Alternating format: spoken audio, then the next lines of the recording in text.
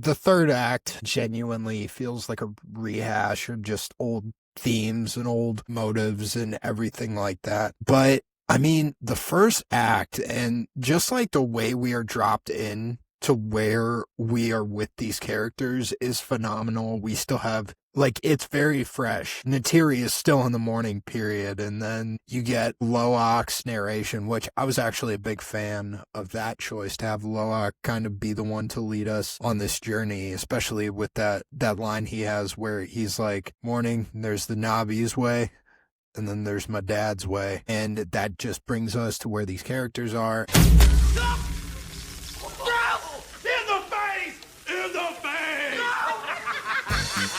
Where were you? Photographing squirrels? You're fired.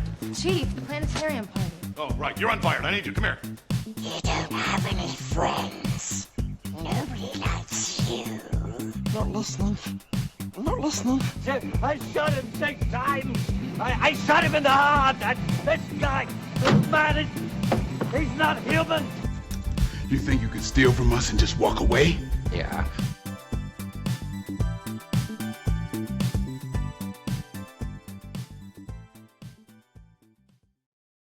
Welcome back to another episode of Get a Load of This Movie, a franchise movie podcast, otherwise known in Sweden as, oh boy, we are never going to start recording, and it is going to be 10 p.m. before we actually give hot takes. I am your host, as always, Corey Keithley, joined by my fearless co-host, Cole, and our bigger-than-life host, Zach. We are joined today... No, he's bigger to me. We are joined today by a special friend, Toby. Toby, why don't you give a small introduction for yourself? What it do, my gentlemen and ladies? How we doing tonight? I love it. Man. I love assuming we have lady listeners. That's great. What a great first impression to... First impression, I'm back for more, baby. I was going to say, he's a time number three. Time number 3, right? You say that, but I only remember being on 1. I thought it was Star Wars. Yeah, it was Revenge of the Sith because he'd read the book. Ballad of Songbirds and Snakes was forgettable to many of us, so that I can see why that's I forgot about that. Did we cover that? Yeah. Wow. No, we sure did. We've been in this industry too long. Anyway, this is a special episode because, one, we are finishing a franchise. We're finishing the Avatar franchise with what it is right now, which is a trilogy, ending with Avatar Fire and Ash, currently still in theaters, probably going to go on Disney Plus soon. And this is our first recording of 2026. A Happy New Year, gentlemen. Happy New Year. Happy New Year. Any resolutions, anyone? I have lots of resolutions.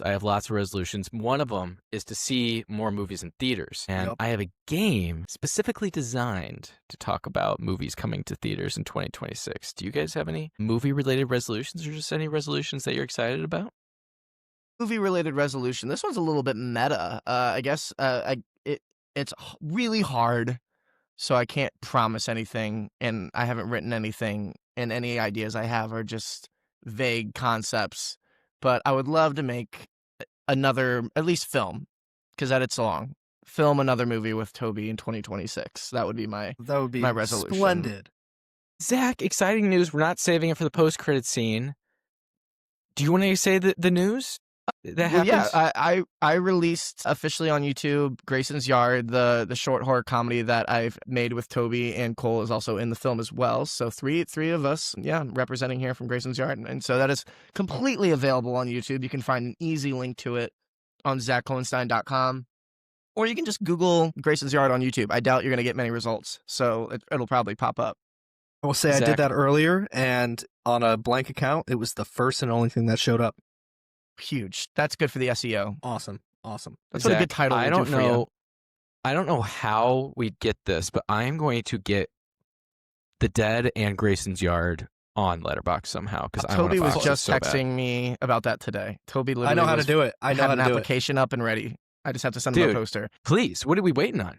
You have a great give it like to text me back, actually. I'm going to give it like a 3.5. No, come on. Come on. Sharp one's jumping to go see it now. You have to have a poster for The Dead, though, right? He does. There's a poster. I have to find the file for that. Yeah, I have a physical. I know where the physical poster is. We have a physical poster printed out of that. Well, yeah, but that one can't go on Letterboxd. That one's got a good tagline, too. I don't have a tagline for Grayson's Yard yet. Zach, why don't you send them to me so I can send them to Toby? Because I know if we wait on you, you're never going to send them. And that'll make he never texted that'll me back. really make it a lot easier on me. Yeah, He actually ignored my text and texted me about something else. I surely So did. That was great. It was, but what I texted him else about was Avatar: Fire and Ash. It was the same thing I so then actually it was texted worth you it. guys. It was the Oh my gosh, giant look at that. banner on Sunset Full circle. Boulevard of Narang. It's a giant character poster, huge, Varang. over the side Narang. of Varang. Zach, Is it? I hate to tell you this. I have no idea who Narang is because I did not watch the movie. I kind of wait for Cole's summaries to really understand what goes on. Okay, well, tell you what, let's just speed that process up, and we can move on to our next section, which is The call sheets. Hello.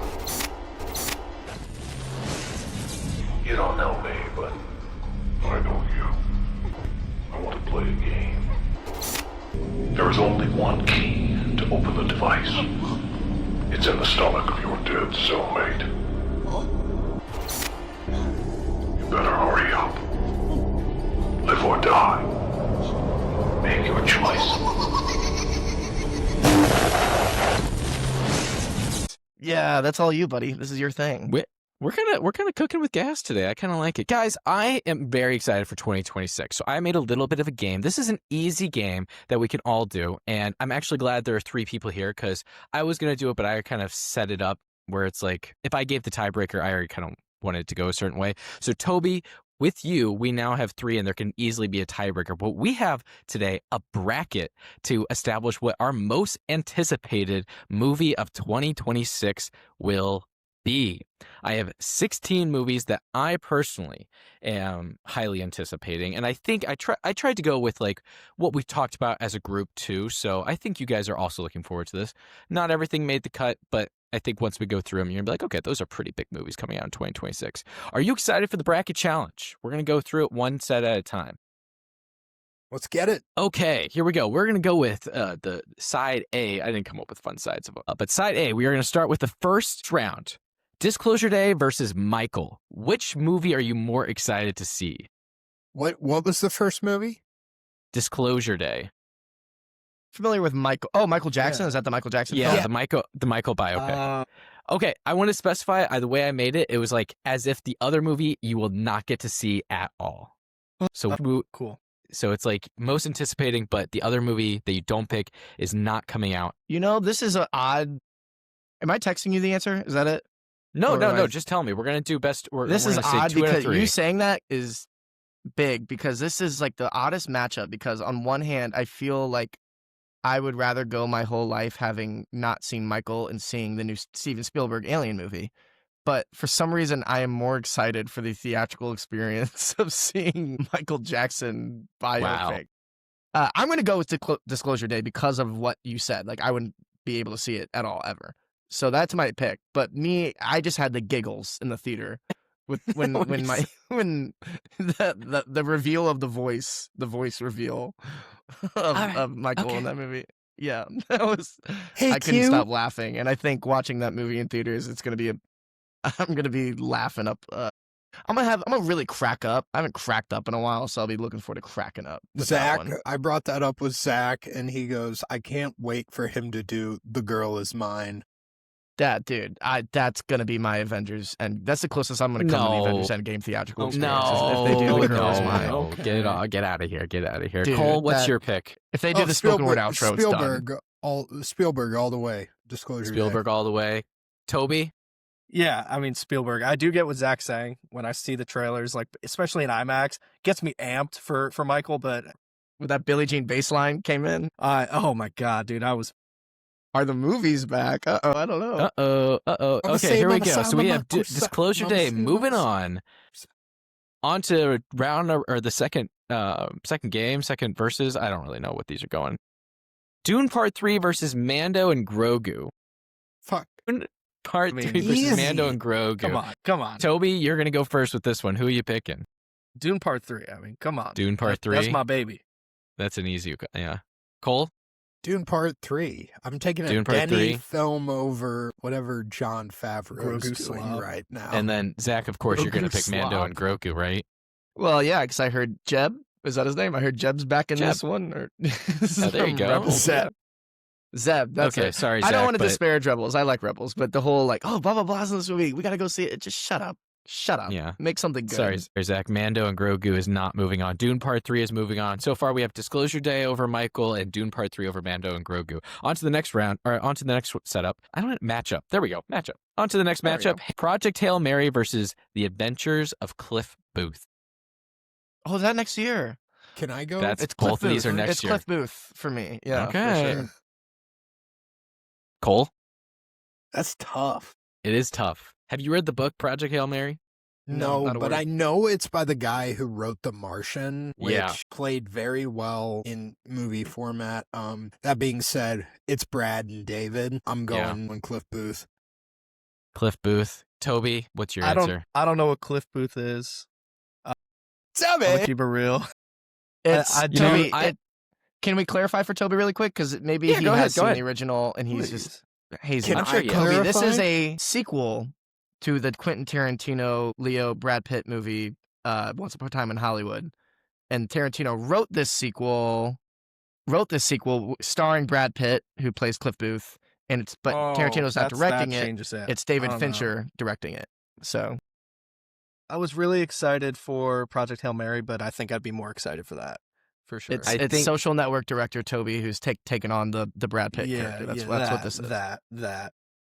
Yeah, this one was one of my favorite matchups, but I think I was going to pick Project Hail Mary just because I just started reading that book, and it's Is it pretty worth good. reading? Yeah, well, I'm not that far into it, but I am enjoying it so far. I'll Okay, pick so it up. Adventures of Cliff Booth moving forward. Next matchup, we have Supergirl versus Toy Story 5. Supergirl versus Toy Story 5. I'm gonna Toby, go we're This is the starting with toughest you. one so far. This is the toughest one so far. Supergirl, Toy Story. They should have ended it. I don't need more. It's just I'm gonna leave So it. you're going Supergirl? Yeah, for sure. Yeah. Cole? Supergirl, and I read this tweet where they showed a picture of Millie Alcock, and then the caption was "Me and Crypto about to have a bark off in theater." I didn't like that. Zach? This is a tough matchup because they're both in like the category of like there's pretty much a 90 to 100% chance I'm seeing both of these without me like being like Yeah. ecstatic about either one. Like yeah, I'm looking forward to it and I'm definitely going to see it because I see a ton of movies. So it's like there's not a clear winner here. Yeah, I'm going to go with Supergirl just cuz it feels more fresh at this point. Yeah, another clean sweep there. Next matchup, we have Screen Set. Okay, we've moved on to side B of the bracket, so the other boy. side of the bracket. Boy. Side B, we have Scream 7 versus Hunger Games Sunrise on the Reaping. Zach, we're starting with you on this one. I'm going to go with Scream 7. Yeah, I figured that one. Cole? Scream 7. Scream 7. Okay. Yeah. Toby? So I'm gonna go with Hunger Games. Yeah, there you go. Easy call. I've seen actually- one of the screams. No, zero of the screams. Whoa. Sue me. Never felt the That's need. Log crazy off that right you- now and go with the first one. Kind of great. I will say though, I am more excited for this Hunger Games than I was the last Hunger Games movie Very that much came so. out. Just because You forgot we covered it. You forgot we even talked about it. I know, but I remember the movie. Mhm. But I am way more excited for this one because it's Haymitch and there's 48 fighters, is that right, in this one? So I think this is going to be a pretty entertaining movie. It's bigger. And I just don't know if I'm as excited for the 7th installment of Scream. Anyway, but Scream 7 is moving on. Next matchup, we have installment of Hunger Games. Go ahead. we have yeah, but it's a different story. I guess it's a different story. Anyway, we're moving on to the next matchup. We have Spider-Man Brand New Day versus The Bride. Are you guys familiar with the movie The Bride? Yeah. Coming in. Zach, This which is one a are you tough more one excited because I feel like this is a classic case of higher ceiling, lower floor with The Bride. for? Mm-hmm. For me, at least. But I've like, there's a pretty good chance I'm at least gonna base level like Spider-Man Brand New Day. You know what? Give me The Bride. Just give me something new. Oh, there we go. The Give me Bride. a Christian Bale. Give me a Christian Bale, Jesse Buckley. I'm a big old Jesse Buckley fan. these days Directed after by Hamlet. Maggie Gyllenhaal. Yep. Yeah. Don't tell There's a lot Stephen of big A. Smith. names attached to that one. I don't think I heard of it before putting this game together, but after reading about it, I was like, you know what? I was pretty set on Spider-Man Brand New Day, but I was like, you know what? I think it might go back and forth here. I think I might still lean that way. Cole, you said Spider-Man Brand New Day? Yeah, give me Peter Parker any day of the week and twice on Sunday. Toby, it looks like you are the tiebreaker here. Are you going to go The Bride or Spider-Man? I'm going Spider-Man. I've never really Spider-Man. cared about the whole Frankenstein lore, all that. That's fair. Brighter man. That's fair. Okay, on to the next matchup. We have Spider-Man Brand New Day moving on from that one. On to the next matchup. We have Avengers Doomsday coming out in December of this year versus The Drama with Zendaya and, oh my God, what's the other guy's name? Robert Pattinson? Robert Pattinson. Yeah, I was gonna say Ben Affleck. I couldn't get that Batman out of my head. I have been seeing a lot of clips for that one, and I'm getting more and more excited for The Drama as days go by. Zendaya is about to have a huge 2026. We have Euphoria coming out. She's in Spider-Man Brand New Day, right, Cole? Mm-hmm. I imagine she is. And then we have Dune 3. I mean, she's got some huge movies coming out. Toby, I don't know if you're familiar with The Drama. I was trying to vamp just a little bit to give you some time. Who are you picking? If the other one you cannot see doesn't come out, gets deleted. And I'm curious about Doomsday. I'm curious. So The Drama looks good, but I'm going with Doomsday. Yeah, I can't blame you. I gotta know. Cole? Doomsday. Yeah. You can't. Yeah. Zach? Yeah, I gotta watch Professor X die for the 5th time. So I'm gonna... You got to. Yeah. Okay, first of all, it's only like the third. I think this is 4th minimum. I think it's 4th minimum. He's not gonna die. He died in Last Third. Stand. He died in Last Stand. He died in Logan. He died in Doctor Strange 2. That's 3. Fuck. I forgot about Logan. And then, in Doctor the new Strange X-Men 2. teaser for Doomsday, he's like, "Death comes for us all." It's like, dude. Yeah, that clip looked crazy. The Cyclops bit was nice at the end. So we have Avengers Doomsday moving on to the last new matchup, and then we're going to go back, and it should go pretty quick after this. We have Peaky Blinders, The Immortal Man. This is the finale movie over or against The Odyssey. Zach, we're going to start with you. Somehow I forgot. I was like, Dune 3 must be like the lock for the #1 seed, and there's another surprise contender here in the mix. Oh, it's gonna be hard.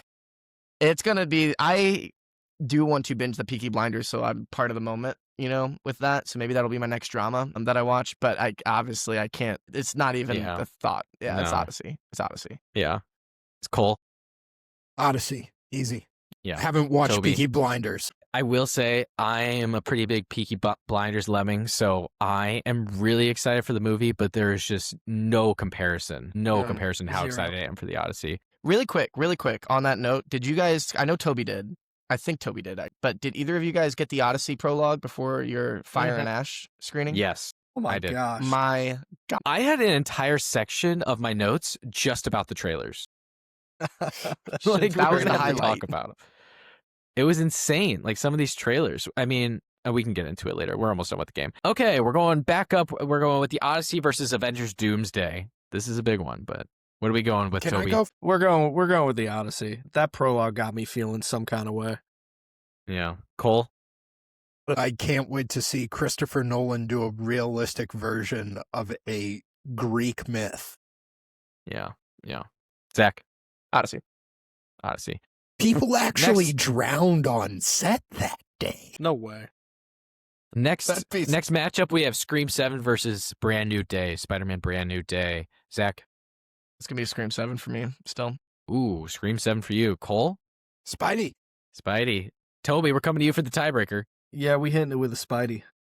Spidey. I could have called that. He has not seen the Screams. Couldn't care less. I'm about similarly as optimistic about them both, though. I am kind of cautiously optimistic about them both. I'm not overly confident in either one. Yeah. Cole, Supergirl or The Adventures of Cliff Booth? Cliff Booth. Zach? Yeah, it's Cliff Booth for me. It's Cliff Booth. And then Toby? Yeah, Cliff Booth. There you go.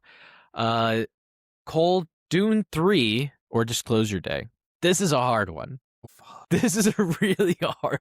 So I love Dune because of the movies. I have not read the book, so I don't know what happens next. Going off pure hype alone, I mean, you can't go wrong with Spielberg in a UFO. I'm going Disclosure Day. Oh, Toby, how are you feeling? Dune or Disclosure Day?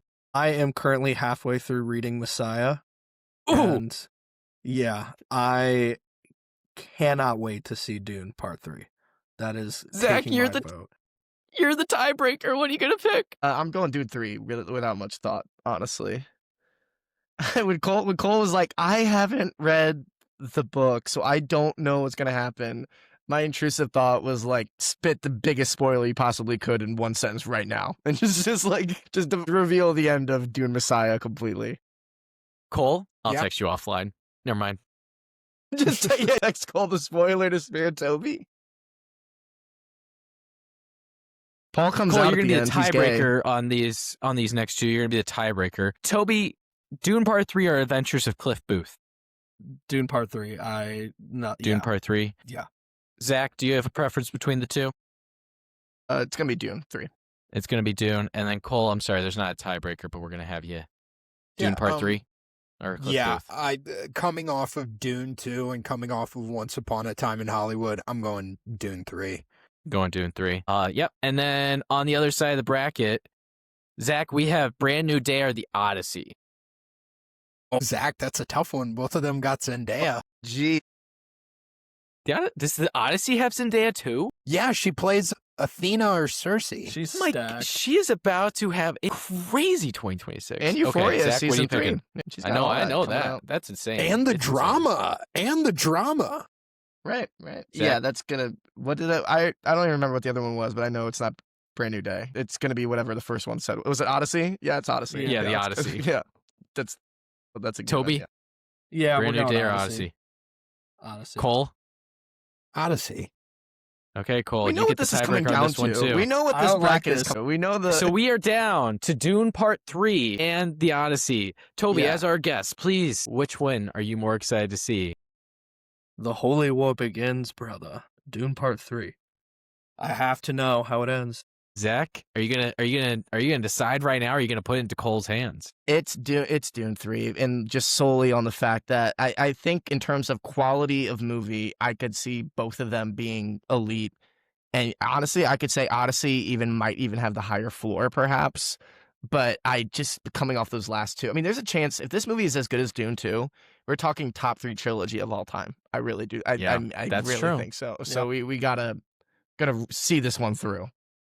Cole, I'll tell you right now, I'm picking The Odyssey, I think, because I already know the Dune story, and so I feel like I'd much rather see The Odyssey over You know the this Odyssey version story. of The Odyssey. I'd much rather see this version of The Odyssey than see Dune Part 3, I think.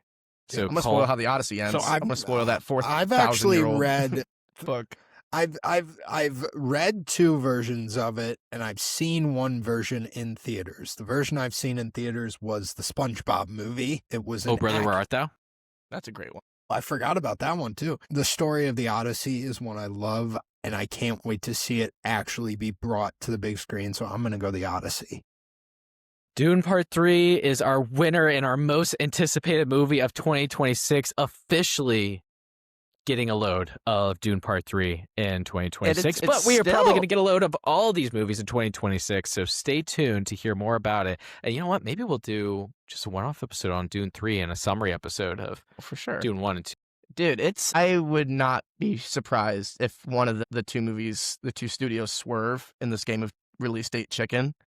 But Doomsday and Dune 3 are still on the same day schedule. Yeah, Dune's Day. That's what they're calling it. What are you seeing first? What are you seeing I am first? seeing Dune Part 3, and then a month later, I'll see Doomsday. The thing is, it's not necessarily what's better or what's worse. It's like, remember the way we did Barbenheimer is we did It's Barbie based on the first, name. and then no, Based- I didn't make that decision based off the name. I think it was a vibe thing. I think it would be tough to go to Barbie Land after watching an atomic bomb in a meditation. If on you're the seeing it back to consequences. back, I think the answer is Doomsday and then Dune 3. Yeah. I think the stakes, the hype is higher with Dune 3 because it's like the end of a trilogy. Denny said he's not making another one. This is the end of the theatrical story for his saga. So I think it's Dune hands down.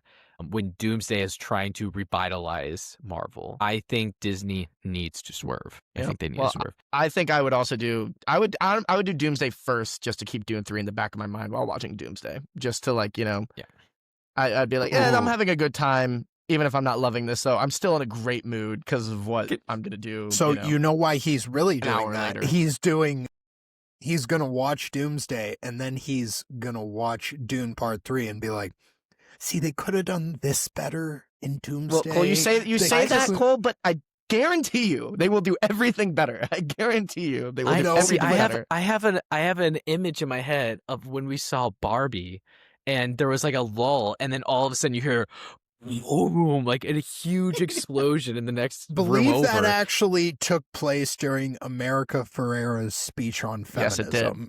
Yes, And it did. I It so felt like cold water to the face. It Nolan- felt like reminding me of why I was there at the Cineplex that day. I have a weird feeling that when we're watching Doomsday, there's going to be a lull in the dialogue, and there's going to be a quiet moment, and you're just going to hear like in the background, and you're going to be like, "Oh, I forgot what." Can you imagine if you could hear a spoiler through the wall or something? You hear like a character yell, "Blake, no!" You know, like it's just like.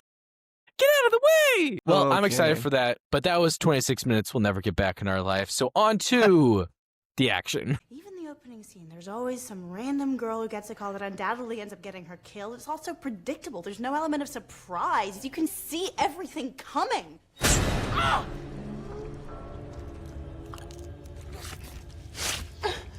Did that surprise you?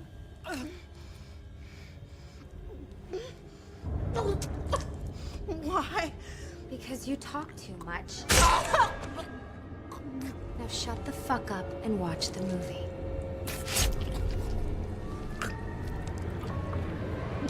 So Corey, I like I heard said, you I didn't didn't watch it. watch this movie. I didn't watch a second of it. Didn't really care. You didn't care. Why didn't you care? Because I knew you were just going to give a summary, and your summaries are always are great. Jake Sully's family struggles with grief after Ninteum's death, while Natiri grows increasingly hateful towards humans. While escorting Spider back to the human scientist camp, the family is attacked by the Mach Kwan, a violent Na'vi tribe led by Varong that rejects Awa. During the chaos, Spider nearly dies, but is transformed by Pandora's biology, gaining the ability to breathe its air and later developing a neural cue. Jake and Quaritch reluctantly cooperate to rescue the children, but both are captured, and Quaritch allies with Varong, supplying weapons and forming a romantic bond. Y'all know the scene we're talking about. Gross. Scientists discover Spider's transformation could allow all humans to survive on Pandora, making him strategically invaluable to the RDA. Quaritch captures Spider and invades the Metkaina village, forcing Jake to surrender to prevent war. Jake and Spider are taken to Bridgehead City, where the RDA plans to execute Jake and exploit the Tolkien whales despite moral objections. Natiri, Jake, and Spider escape the RDA base. Natiri ultimately accepts Spider as family after Jake spares his life. Jake rallies the Na'vi and the Tolkien to resist the RDA hunt, leading to a massive battle in which Ronald dies and Natiri is captured. Kiri finally connects with Awa, triggering Pandora's wildlife to defeat the RDA. Quaritch retreats, and Spider is spiritually welcomed into the Na'vi community. I see you. Yeah, that was that Titanic-ass ending, except not as good as Titanic in the sense that, like, you know, the afterlife of all the characters that we've lost, welcoming someone into their arms. Very Titanic-esque. All right, so Corey, you usually have an opening prompt, and I'll give the floor to you if you have one, but if not, I want to kind of bring up a good general topic. General topic. Yeah, I do have a quick one. I didn't think it was gonna I be like that. That was a visual joke for was- the people on the podcast. Corey did a salute when he said general topic. That's a How I Met Your Mother joke. I wrote this down in the movie. I didn't write anything specific with it,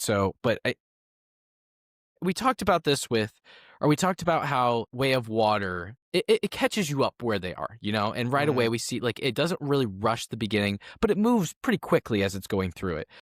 Does this one suffer from a sequelitis in a sense of it is pretty heavily relying on Way of Water for you to see Way of Water to really get an understanding of where they are, what's going on, and like the overall sense of the movie?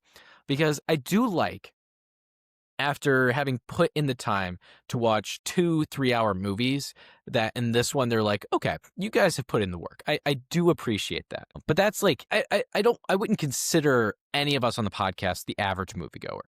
I think we all probably see more than the average person when it comes to movies. Even me, and I'm probably the lowest one on the list. But do you guys think that this movie suffers at all from sequelitis? It really depends on how you really define sequelitis. I think I agree with you, Corey, that I like that we're not doing a harsh recap of the previous two movies. I think they trust that these movies made $2+ billion each. The first one almost damn near made 3. They know people saw these movies, and so like that's not really a concern.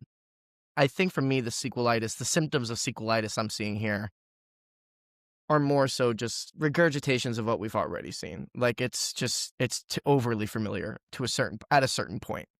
I think early on, not so much. I think towards the end, we revert back into old habits, frustratingly so. And I think I could go on and on about that, and probably will go on and on about that later. But in terms of the sequelitis topic, that's where I see it more in that regard. Not in we're having to over-explain, the events of the past two movies. Yeah. Cole, do you have an opinion on it?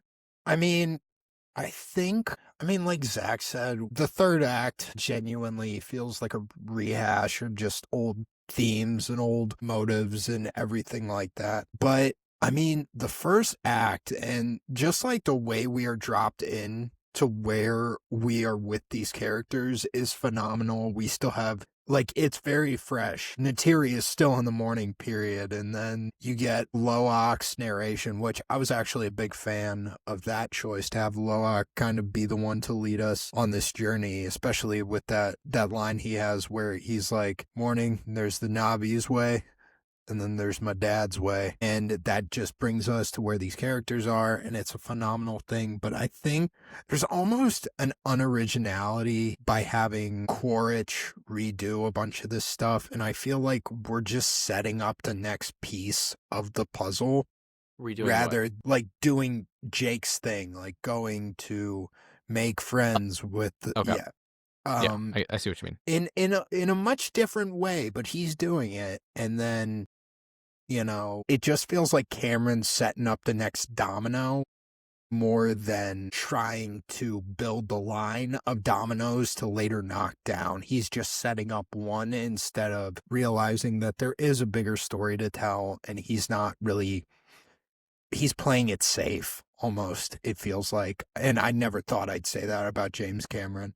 Toby, how did you think about how did you feel about the potential of this movie having sequelitis? I mean, starting on the third movie of a franchise known for dense, detailed lore is heinous and kind of ridiculous. So, like for example, I went to this with my girlfriend and her family. Neither her brother nor mother had seen Way of Water, and still got by completely fine with their understanding. Oh, okay. And they left the movie satisfied, because I asked them after, and they said, yeah, no, nothing was really confusing. Sure, they probably missed out on some small stuff, but I don't know. I think this movie is simply choosing to not hold our hands, and I find that refreshing.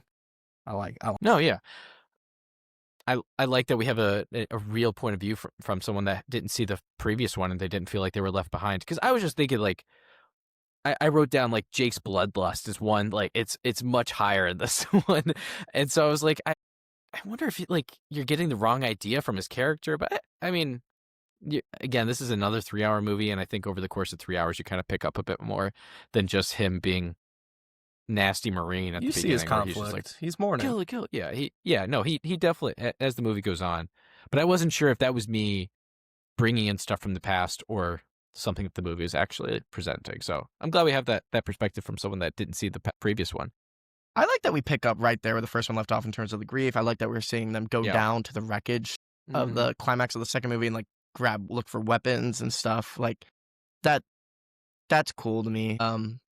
And we're seeing how the consequences on Quaritch's end from like General Ardmore, like the lack of trust that he now has, given the failure of the second movie in his regard. So like picking up where that last one left off, that's smart. That's good. And but piggybacking off of this whole like sequelitis conversation, like, and I brought up like how, there's things that are maybe overly familiar.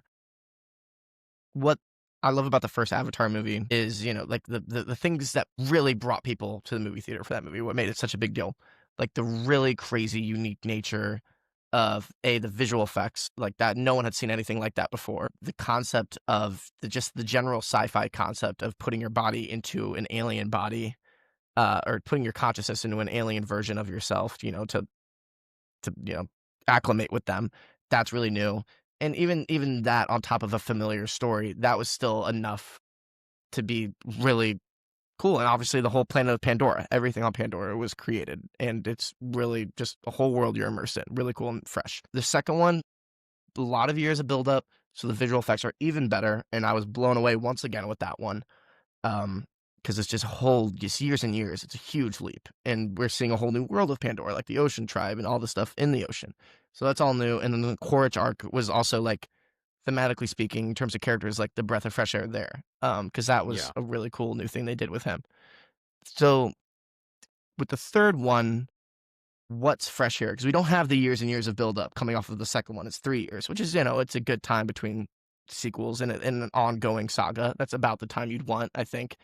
But it's just not enough. The novelty of it isn't quite there. And what we do have that's new, I do think we not abandon maybe, but we kind of lose sight on in the last act. Whereas I think the last act of the first two movies are the best parts of the first two movies. I think they both have really strong climaxes. I think my least favorite part of Fire and Ash is the last act here. Because it is just a complete combo of the last acts of the previous two movies. It's, we have Jake rallying the different tribes to fight against the humans again. We're going to kill whales again. We've got to have the whales come and have a big fight back moment. Like, even though it's multiple whales in this one, and it's an even bigger ship in this one, it's just second one's ending, but bigger, And then the one novel thing, and we end the climax here is that vortex, that color vortex fight. And that's probably the best part of the climax to me, is the last part of it with Jake and Quaritch fighting the spider on these floating rocks and that was cool. Rainbow vortex. That was cool. Great. I think the newest thing they did was the whole Spider story and what happens with Spider. And I think it changes. I mean, is it dumb? Do you not like it? Do you like it? Doesn't matter. I think that's new, and I think it does conceptually add a very interesting aspect to the overall story of Avatar, because now they actually do have an opening to make this planet theirs. Beyond, like, they could wear masks all day long, but I mean, honestly, that really raises the stakes. Yeah, and I don't think they did a okay job painting the, like, what it would mean for humans to get that. And I wish they would have made that scene between Spider and Neytiri and Jake Sully a little bit more, I don't know. It felt very forced in a little bit of a way, and it didn't feel very, like, reverent of these characters. It almost just felt like, of course this isn't going to happen. It just doesn't feel like it was going to happen. Like, going into that scene, did I think that they were going to kill him? No. And I wish that the scene would have set it up a little bit more to make me have that back and forth. I did not mind that they did that. I thought that was a good addition. I would have wished there was more besides just that in the Fire Tribe, though. Man, but the Fire Tribe, that's the thing. That would have been new. That would have been pretty crazy. It would have been. I would have actually really enjoyed that. I would have really enjoyed if. I tell you what, that would have floored me a bit. I wouldn't have known what would come next. I don't know how I'd have felt about it, but I definitely would have been like, "Yep, didn't see that one coming, James. All right, you got me." Right. So that that would be an interesting thought exercise of what would really happen next there. I'm assuming Quaritch would hate Jake with the burning of 1,000 suns. That's what I assume the next thing would be, and he would completely sell out. How would that be any different? Yeah, well, I don't know if he's We'll talk about Quaritch later in his character. It's an interesting thing that they're doing with him here, but I think in terms of repeated beats, again, it's like what's Sigourney Weaver's character's name? Kiri. Yeah, Kiri. Dude, I mean, we're just doing the same thing with her in this movie. Like, her arc in this movie is the exact same from Way of Water. Her voice sounded a lot older in this movie too. It's I'm noticed it this weird. time. I'm weird. I'm connected to Awa. I don't know why yet. And we have a reveal of why, but then it just leads to the same thing, and that the climax is happening. I gotta rally the animals, like that we were doing the exact same thing with her in this ending, and so like love bringing back Max and Norm to try and human-splain the whole thing, and then oh yeah, the Navi don't like it when they do that. and the Terry Terry's looks really annoyed. like that thing she does where she's like Yeah. snatches their voices. I mean, in terms of little things that are new, obviously we see Awa in this movie. That was interesting, I guess. But at that point, I was kind of sick of that storyline, so that didn't land with me too much. But visually, it looked really cool.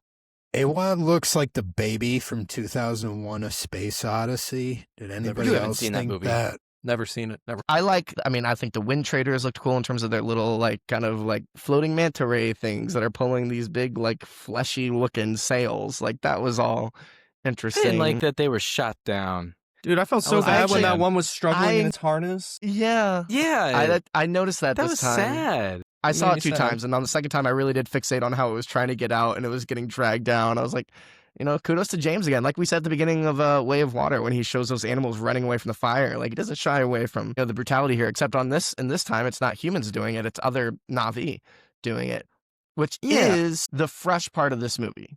Is that we finally have clearly the villains of the first two movies, humans. Humans are still villains here, but we actually have Na'vi versus Na'vi combat in this movie. That's the fresh thing. The Ash tribe, the Ash clan, with Varang and her as a character. That's a whole other conversation. But like the Ash tribe in general, their whole, the way that they have like smoke coming out of their when like it's like kind of ominous. It's almost like like the Wicked Witch of the West or whatever when they're like flying with like these trails of black smoke behind them. There's like a kamikaze suicide like from one of them because like they're just that devout in their loyalty to Varang, which I get it. But it's still very. Do you get it?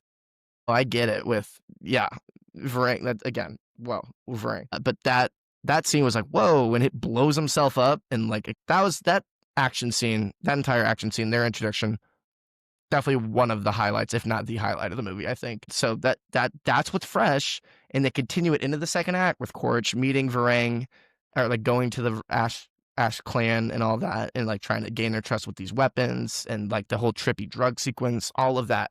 That is the breath of fresh air in this movie to me.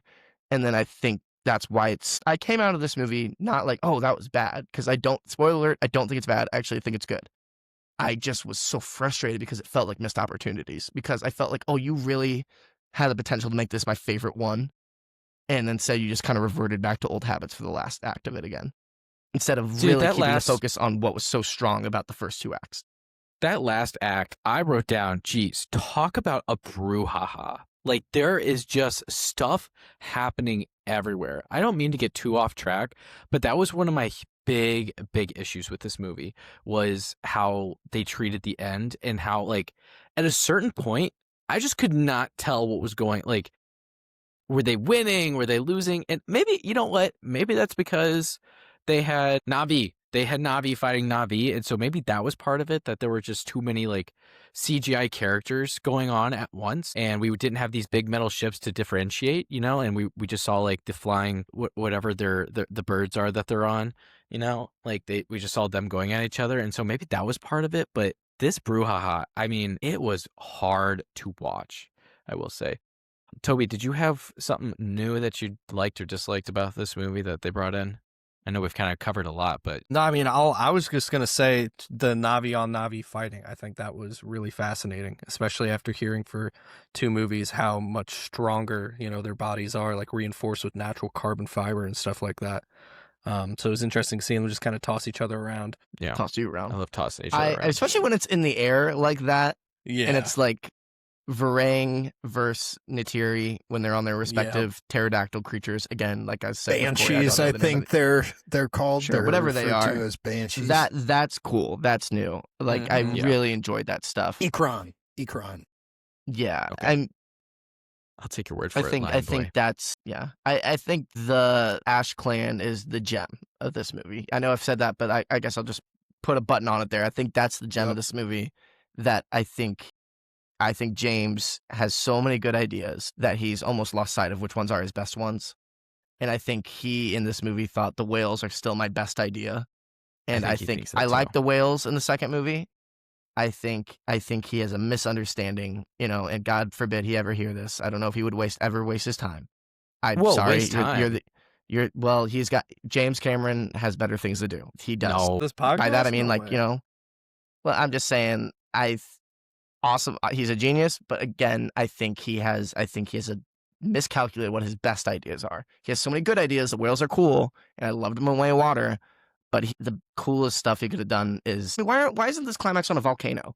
Why are we doing the water again? Why are we doing the water again? Here's what I It's think because he's obsessed with the whales. It's because he's obsessed with the whales. He's like, what if I put like banners on a bigger version of a whale? No, Like it's that, not and that. he was obsessed with that idea. Piercings. The Listen. piercings. Here's what Who it is. pierced them? Honestly, How are they doing that? They got the tattoos. They got the piercings. I didn't think about that part. Here's what I honestly think it is. All I was honestly thinking think about. that between Avatar and Way of Water, that entire span of the movies coming out, I think he was writing it and having all this lore about the whales and all their capabilities and how they're these deep, complex characters, and the relationship with the Na'vi it goes so far back, and they have these like very, very complicated relationships, just like Love all Na'vi that. have with Na'vi. But we did it I think he already. just wrote so much to it that after Way of Water, he was like, I like barely scratched the surface on what I have. And yeah, like we got to move on. We can't just keep focusing on it, but like, let's do Fire and Ash. But I have so much more about these whales and their connection and how they play a huge role in the world of Pandora that we have to put them in. I honestly think if Way of Water came out 3 years after Avatar, I bet in this movie we get more Ash Clan, Ash Tribe. I honestly think we would get way more of that. Yeah, Zach, did you get that? Yeah, we can hear you. Yeah. To add current audio video frame, everything already recorded is saved. Just the only option it gives me is restart studio. Yeah, tell That's them to literally stop the and only restart button. the studio. That's what it tells me to tell you to do. All right. Good. Now that he's gone, we can really begin. Now we can talk. 50 So what do we minutes think in, of the baby. intro? Yes. Cole, one of my other notes that I wrote down is Na'vi kissing is gross. Kissing is gross. I really didn't like it when Quaritch and what was her name? Varong. Varong, save me. Oh no! That's not what it was. It was Spider and Kieran. Oh, that was kissing. weird. So Corey, I was like, that's so gross. Corey, do you want to? Why does that bother you? Is it because she's blue? And It was just no, weird. it was because her character or the her slope's getting actress slippery. it was because her actress is 70 years old, 65 years old.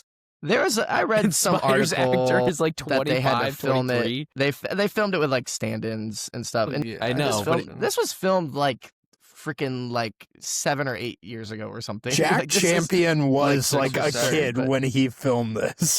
It did not look very great, and it made me uncomfortable watching it. I did want to say there is something original Cameron does, and it's focusing on Loak a lot more, and like actually, usually movies like this, big blockbusters, they kind of skip the morning in favor of the big action sequence, and we actually have to sit with Loak in like his misery for a good like 30 minutes of the movie. I'm gonna say something here. And it's painful. No, really quick on the Loak grieving, and honestly, the grieving of anyone in this movie. I get that if they're not with you all the time, it's sad. I'm not physically with you guys all the time. I wish I was. That'd be nice. Oh, look at this. In terms of universes where losing a loved one happens, put me on fucking Pandora, where apparently I can just visit them whenever the hell I want. My God, yeah. And this dude, get over it. I mean, not get over it, but not get over it, but like, Hold on. you can see these guys whenever you. Why would anyone be scared of dying in this universe? Though. Like, why would it's anyone not be the scared? same, Zach? And I know. No, like, I don't think Here's the thing. I agree, Cole, and it probably should be like that. I almost wish there was a bit, though, of like the dangers of spending too much time in that realm of what's happening to you physically in like the real world when you do that. Well, the way I took it is, as I mentioned, Loak says there's the Navi way and then there's my dad's way. So Jake's probably telling him, like, even though Natiri's like, you can see him whenever you... Jake's probably telling him the exact fucking opposite because Jake is going through it the human way, and you have to... The end of Way of Water is him visiting. The Way of Water is him fishing with his son in the afterlife. Yeah, but it's not the same, Zach. He goes, "Oh, I miss you, boy," and it's a really sweet moment. He was more of. It looked like he was more of living a memory. Yeah. Okay. Yeah, and I liked that version more. It does not seem like that in this movie, does it? No, it doesn't. Toby, that's why I think it feel flipped. like Go ahead, Toby. Loak's like down emotions the whole movie aren't just from mourning. I mean, he's also feeling like he is worthless to his dad, and that's putting him in a depressive state as well. Like when he has the gun to his head, that's from his dad. That's not just from mourning, you know? That scene was crazy. That scene's fucking brutal. Oh my God. Yeah, I felt a little welled up. Yeah, I mean, and when he's going through that, he can't go visit the spirit tree, Zach. He doesn't have his brother right next to him at that point. And then, what is it? You insensitive guy, you. Soraya, like, God, their little arc, like, okay, I have a question for you guys, and I wrote it down. If you were to if Cameron was actually... Zach, did he actually write it down? Yeah, it's on the thing. If Cameron was to, like, take his time with this and break it up into true parts, do you think the parts separated work better than the parts as a whole? If you were to break this up into, say, a mini series or something like that, where you could take the time to focus on each one of these storylines, do you think it would work better? Dude, this movie's 3 hours and 15 minutes. I think we needed less, not more. I think in the camp that I didn't need the Loak. I like Loak. I think he's a good enough character. I like him more than Spider. His acting was a roller coaster.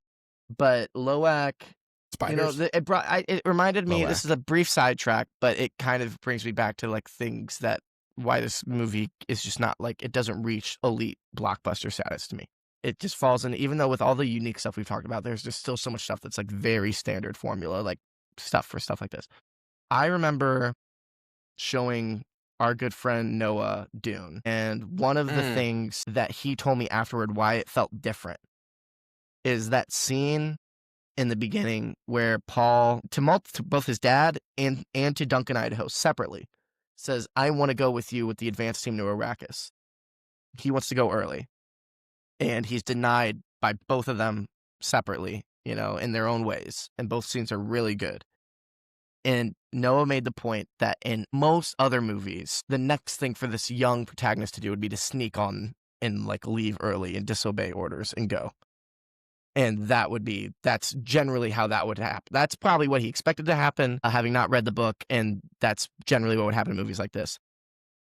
But Paul waits. Paul waits and, you know, does what he's told. How many freaking times does Loak just disobey orders in these two movies? Like every time. It's like, it would be a subversion. It would be a subversion of expectations if he just followed orders just once. And he's younger. I think that was getting so repetitive. That was getting like such a, like, I know this is not dramatic when Spider and Loak decide to go contribute. Like, it's not like oh my God, they're doing it. It's like yeah, okay. Yeah, why do we even like spend time with them not doing it? It's just like, it's so obvious that that's what they're doing. I think as a character, that's the Loak thing that frustrates me. And it's not even him as a character. It's just like the writing of it. It's like, we're just repeating that beat. We're hammering that home pretty hard. Yeah. Yeah. I didn't think Loak's character in general, I wrote down that his acting was a roller coaster because, and you know, it might have to do with the writing too. I'm not sure exactly, because we are getting a fourth, we are getting a fifth, most likely. Say like 80% chance for sure, at least. Yeah. I'm not sure what the solution is to it. I'm not sure I know what a solution would be. I'm not sure what a realistic solution is. Because I think what James Cameron is doing is he's doing it by himself. He's doing it where he's probably got like the same things, and he's just like, he's got people telling him like this is what they're gonna say, and I just don't think the time, the energy, the effort's being put into the writing as much, and I think it's being put into the lore, the world around. And honestly, I didn't see. Yes, did this movie look incredible? Of course. Did it look that much better than Way of Water? I don't think so. Is it doing anything crazy that Way of Water didn't do in terms of visual storytelling? No. And so if you are falling into that camp with like, is your calling card, and you are not pushing the buck on that, like, I think the solution is taking more time, and I hate to say it, but keep doing what you're doing with the story, and just increase what you're doing with the visual storytelling, because that is what drove these movies. Like when we went into Way of Water when it first came out, I don't think anyone expected a super incredible story. Like the first one was good, but as everyone heard, the social impact or the cultural impact was non-existent, right? Like that's the big criticism everyone had. So I think like you just got to come to expect that out of these movies. But if you're taking a step back, or if you're not taking a step forward in visual story or storytelling, then you are going to I think you're not going to see that fifth one, and you're going to have the fourth one come out, end on a cliffhanger, because James Cameron is like, oh, well, I got a fourth one, I'm going to definitely get a fifth one. And then the studio's going to get cut out from underneath him, because nowadays, do we even know if Netflix is going to be around in 5 years, or is it going to get bought out by someone? Yeah. There's no telling. I wish this was the last one. And that's not me hitting a buzzer, because that's not how the buzzer works. We go off of what we got. And this ending clearly did not feel like the ending. But, and here's the thing. I'm not going to take credit for this in my head, because I'm pretty sure I heard this somewhere, but then I thought of it again. I'm like, this does make sense. Because we were talking about what's fresh here, is the novelty wearing off a bit with this one. I think the only thing that could really make this feel fresh again, not okay, we can probably make a good fourth one and wrap things up if we wanted to, even without really injecting a lot new. I mean, I would want it to be a shorter runtime and, really kind of honestly go smaller, but that's, either way. I think what you could do is and you get a glimpse of it here with Neytiri rescuing Jake at the human civilization. If you send Neytiri and probably the kids, I'm sure, main thing, Neytiri to Earth for some reason, and you put the Na'vi characters on Earth, and we see Earth and not Pandora on the next one, and you put Avatar or Na'vi characters there. I've heard the fifth is supposed to take place on Earth. I think I had heard that, and I think that was said years ago. I think because James has been planning these out for years. That is, if he makes a fifth one, it'll be set on Earth. I think I remember that, and that this is all conjecture at this point. It could change, but that would be something. Is their space journey. That would be the inject Avatar in space. That would be the fresh life that you could inject into this. But I mean, here's the thing: is I do think this movie gets overlong, and that's part of why I don't like that last act. I think if they found a way to make the finale, if not on a volcano, if they found a way to just, narratively speaking, with this movie that we have here, wrap up, make that Jake Sully rescue sequence longer, and make that the climax of the movie, and wrap up stuff there, and just spend more time at that human civilization, I think this is a much stronger movie. I think I would be more curious to have more time there just to see how the humans there, because this is starting to become not just a base, but almost like a mini city on Pandora, the first city of humans on Pandora. That journalism is alive and well on Pandora. That was I know one of this. the I notes This was the first one that felt like time stamped. The way they're doing that felt a little time stamped. Not really. I wouldn't call it time. It's just, but it's like their Bin Laden moment. This was their, this Jake Sully was their Bin Laden. This was the we got him for the people on Pandora. So I think if you fleshed out that world more, and instead of having to revert back and redo the second one's climax, I think if you found a way to make it all about rescuing Jake there, and you have Varang there, how does the world, we kind of only get a bit of it. How does the people, the humans react to, welcoming these ally Na'vi? Obviously, General Ardmore is against it right away, but and vice versa. How do these Na'vi take to living with these humans in this city, and back and forth of that? That would all have been, that's the fresh stuff that gets abandoned to redo the stuff we've already done. And that was what's so frustrating to me. And also the whale guy, Jermaine Clement from, Flight of the Conchords. God bless him. I love him in that stuff. But I think that character, I think that was when the movie officially shifted from this might be my favorite one to uh-oh.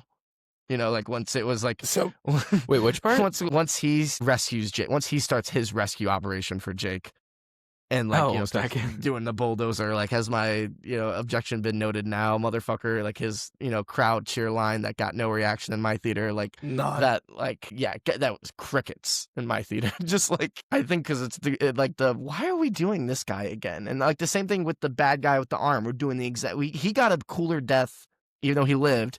Him losing his arm in the last movie by via Payukan with the cord, way cooler than him just getting dragged down here in this one. Like we're just redoing that. That's why it was so frustrating. But yeah, if we had found a way to wrap up this narrative at the human city, that would have been really new and a lot more streamlined. There's and not even like a short movie. There's a great 2 hour and 45-minute movie in this 3 hour and 15-minute good movie. Facts. So I have a question. You talk about like maybe ending it at a volcano. Here's I talk about it a lot. Hypothetical ending for you. Let's say you have that rescue, and then about 5 minutes later, you flip perspective to the humans who are cleaning up their city, and the Na'vi are coming to attack them there. Like, that's where we get our final stand. It's flip the script, the Na'vi, because this is the first one where the Na'vi are the bad guys. So you flip the script to kind of be like, okay, yeah, they are to the humans too. Do you think that also works a little better than this final act? I think a lot of things would work better. Yeah, that would be. Yeah. I don't want to be negative how it anymore. was just no, but I did like how it was just You don't? Neytiri versus the city. Oh, I that was thought that was, awesome. but That I was thought it was awesome. much better. That was awesome. It felt a lot more personal than having like whatever Higher it was stakes, at the too. very end. Yeah, and I was like, because if Neytiri, like, I mean, we have high stake I characters was scared for her like there. in this attack. I was scared for her there. know. I thought this was a end of the second act main character death type moment that we could have been headed for there. I really thought Neytiri. I Instead, thought they Jake was just- going to get rescued, and Neytiri might have. Like I thought Varang was going to bite it or kill. I thought Varang was going to kill Neytiri. I really thought that could have happened Oh, there. must be hard for Neytiri to save Jake Sully all by herself. Super easy. Barely an inconvenience. Barely an Well, inconvenience. there was 3 separate rescue operations going on at one time, all unaware the other one was happening. That was like that was me being like one of them had that to was hit, the most like cut the the zone. whale guy out of this movie. That was like you can have Spider doing something and you can have Neytiri doing something. Why do we have this But third no guy one would have here? had the bulldozer. No one had a way of getting him out Give of the Spider cage. the bulldozer. Give Spider the bulldozer. I would have been. But the whale guy had the bulldozer. How are you going to give it to Spider? Was his objection noted? Oh, did your theater also have crickets when Neytiri is No walking reaction. by I thought the it was funny. group of soldiers and he goes, "Hey, baby, she wants me." No, big reaction there, actually. There was a big laugh there. Little chuckle. I come liked on. that part more for Neytiri hissing at him. Just that was great. You know what? Overall, You know what? I really did like seeing Varong and the other people from her clan in that industrial environment instead of just being out in Yeah. nature. I thought that was really it was More it was of that. satisfying. Yeah, more. Give me more. Yeah. I mean, when they were walking like that, like, red carpet and all the cameras flashing like we were talking about, and like That was so cool. the apprehension she has wears away and she's just like owning that and like starting to love it. Like that is, it's frustrating because that is the coolest stuff in the movie.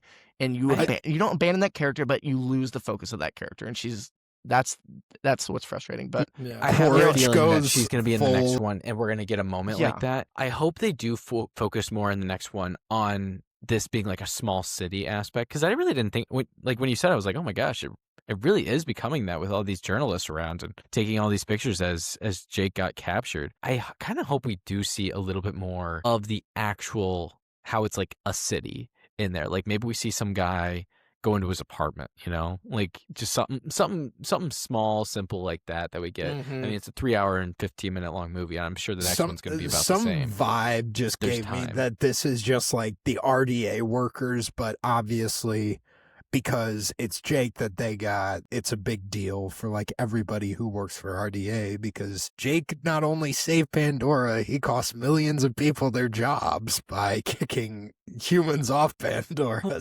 So he's public enemy number one. you know what? while we were talking about how cool Natiri is in that sequence, I want to say something very positively about this movie, especially compared to Way of Water. My biggest problem with Way of Water is that it takes my favorite character from the first movie, Natiri, and like gives her nothing to do until the last 30 minutes. Complete turn here. I think she is very much a huge part of this story, and She's I think driving the plot. they save her arc of her hatred, her insecurity about having human children, being married to a human. I mean, half human. You know what I mean?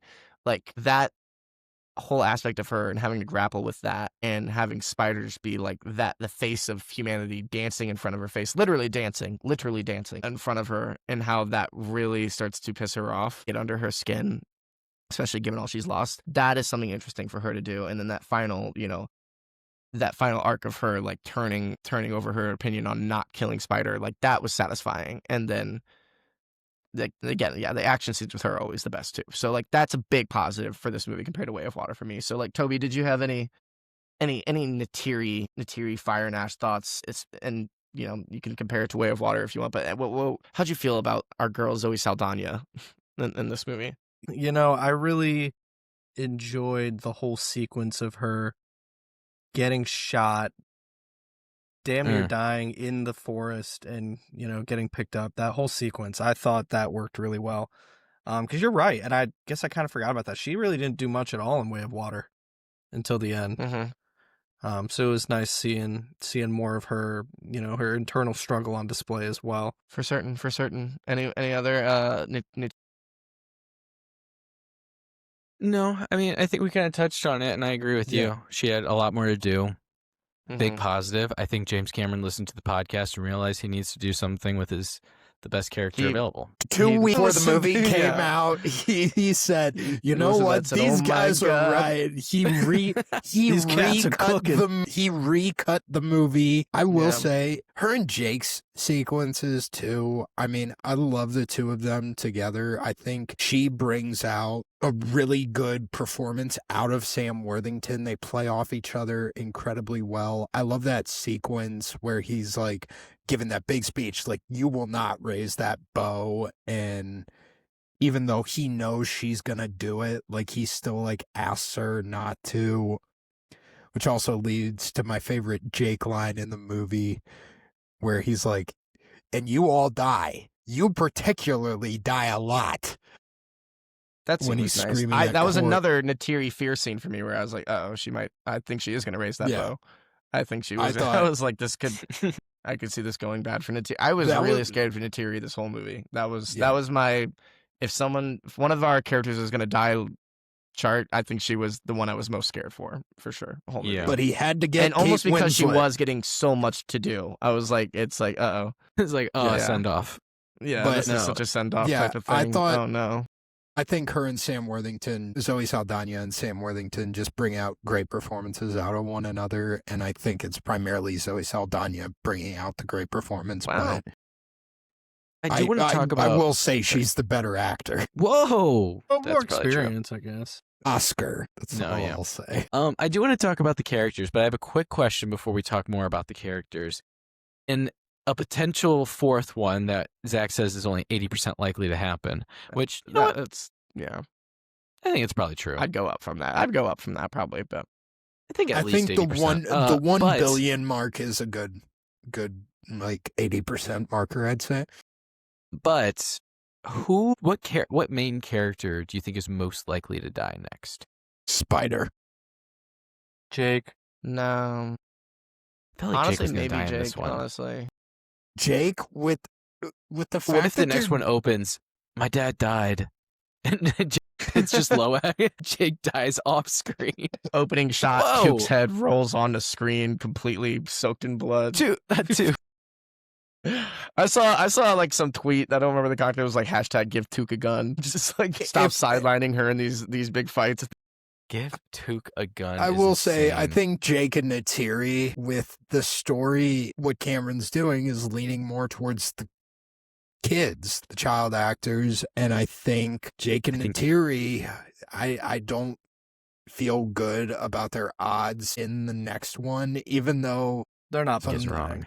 I read where it was like Natiri's going to Earth. Like, I still don't think I'd like to see it. I don't think think both are dying. I Toby? think both will die at some point. Maybe only Jake dies in the next one. Toby, I'm gonna think- throw you. I'm gonna throw you a big emotional question. That's catered wait, to I you didn't answer. specifically. I didn't answer. Oh, I okay. think Kiri's gonna die. Fuck No, that bitch. no way. Alright. She's I like think she's Kiri's Jesus gonna in this die. universe. She's the. And I think that's why she's dying. You think she's gonna resurrect? She's gonna hit one of these. She's gonna die, Yeah. and she's gonna come back as like a spirit or something like that. Great. But her body will Listen die. to us talk Toby- about Christianity on our Wake Up Dead Man episode. Yeah. Where Corey gives the definitive ranking of world religions in order of most accurate. I stand by it, but 3's getting closer to the top. Toby, you are the only one on this movie franchise podcast that has a child. Yes. Damn.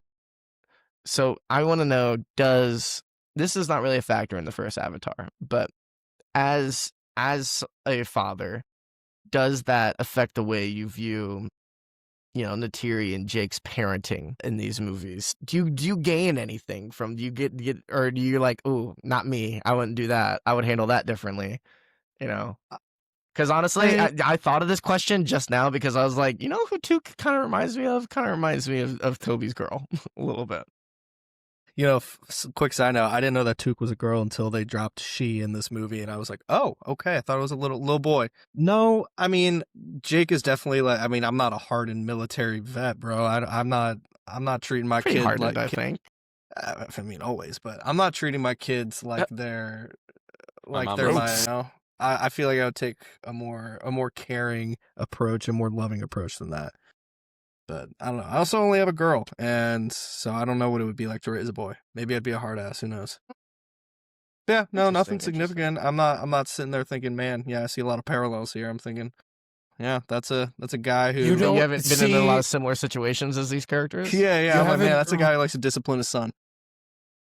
I feel like the big thing we haven't talked about that I would love to talk about before we move on is Quaritch. I think Quaritch is we've kind of touched on it without really talking much about him. But why in the last movie, Quaritch, he's got his memories from his dead human side put into this new Na'vi body, and he's kind of having that bit of an identity crisis here. And I think that's amped up even more here. In the last movie, he crushes his human skull. We talked about how much we love that. And, but he literally says to Spider, I'm not that man. And then, but while being completely 100% on board with the human, agenda. So here in this movie, we are playing more and more with the fact that, we're amping up the, is he that man? Or is he someone new? All the while, he is actually reverted in terms of what he's saying, at least, if not his actions, maybe not, but what he's saying is, I'm your dad, I'm him or whatever. And he's fighting back when Jake says, you got these new eyes, you just have to open them. So I have my own answers to this in my head, and I'm not sure if they're right or what, but I think that's the beauty of it. I think it is kind of open-ended. Why do we think Quaritch, at least verbally, is reverting back to claiming he's the same guy as the OG first Avatar human Quaritch? Yeah, Cole, you have a polite hand raised. I mean, I definitely think it comes down to his bond with Spider. That, in my opinion, is the main reason, just because he clearly feels a kinship with him. We see it in Way of Water, and we see it more here. He grows to care for him immediately, and I think that's just another in. He can revert back to being this guy because it suits him in that moment, and he's trying to gain an emotional edge with Spider because he wants to build that relationship. He throws the mom out there, too, in a pretty good scene. I think Stephen Lang's great in the moment. I mean, he's a phenomenal actor, but that's when he gives him a burger. Yeah, and that has a burger in his hoodie. Yeah, a burger and Pandora. Yeah, but I love seeing the Na'vi in human clothes. I do. But I really like that.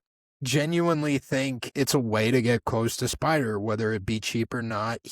But he also believes it in a way, and I think that's something that's worth exploring. I wish they explored it more in the last one than this one. I'm gonna hand it off to Toby because Toby's looking eager. I mean, I just think it's his way of trying to force himself to stay true to his old self, while feeling this conflict. And even though Spider isn't technically his, he still has his OG Quaritch, his memories, and feels a connection that is real on some level. And I think that first he was using it as a tool to get Spider on his side, but I think over time it definitely evolved into something more real.